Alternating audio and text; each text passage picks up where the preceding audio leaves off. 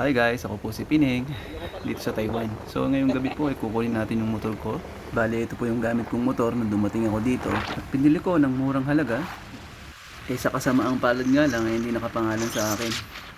At ang sisti pa nito, natiktikan ako ng pulis. So ayun, huli ka balbon. Kaya na-impound yung motor ko ngayon, tinanggal yung plaka. So wala po akong motor. Nakikiangkas na ako kay tropa.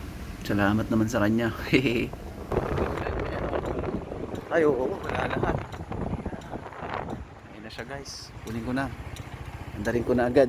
Start yan, posible mo. Uy, si Idol.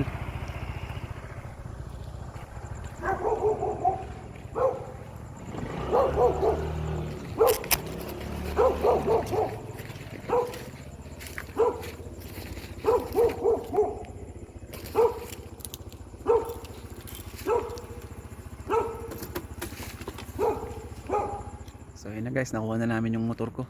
Walang plaka, walang side mirror. Ayun na, so junk na siya. Andun, nakapark na. So yun lang guys. Bye bye.